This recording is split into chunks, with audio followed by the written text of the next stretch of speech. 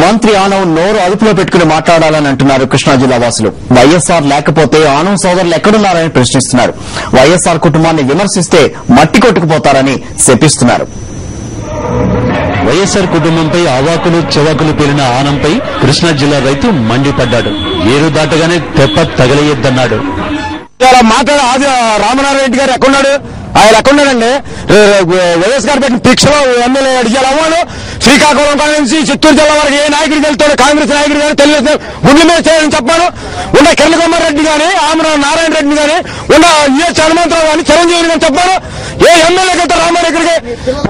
సంతాన సభలు ఏం మాట్లాడమన్నా జగన్మోహన్ రెడ్డి ముఖ్యమంత్రి అవ్వదు చేస్తూ అగ్నిగుణం అవుతున్నాడు అన్నాడు. ఏం మాట్లాడు? జగన్ ఏం తప్పు చేశాడు? వ్యాపారం చేస్తా తప్ప ఆయన 100 రూపాయలు కూలి, 500 రూపాయలు కూలి, ఆయన 100 రూపాయలు, ఆయన కోటీశ్వరుడు భయంకర. ఇలా ఆయనే తప్పు చేయాలని సోనియా గాంధీ వెనకాల ఉన్నాడు. ఆయన కేబినెట్ మంత్రి ఇచ్చాడు. ఇలా ఆయన తప్పే అవసరం ఉంది. ఇలా ఒక్క మాట్లాడు. నేను సోనియా గాంధీ అనుకోవాలని ఒక సభవారి గారితో మాట్లాడి తెల్లారి జైలు నుంచి పోతుంటాడు. ఆయన ఎందుకు చేయడు?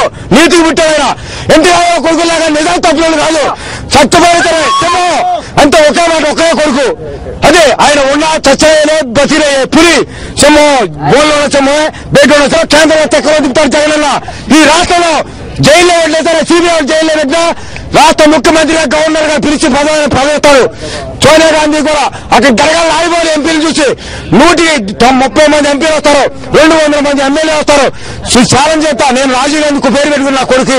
ఆయన ఎందుకు మాట్లాడతానంటే అంత కడుపుని మంది కాంగ్రెస్ పార్టీ ఇలా వైఎస్ జగన్మోహన్ రెడ్డిని కష్టాల పాలు చేస్తూ ఇంకా కష్టాలు పెట్టాలని చూస్తున్న వారిని ప్రజలు క్షమించారన్నారు నాగేశ్వరరావు.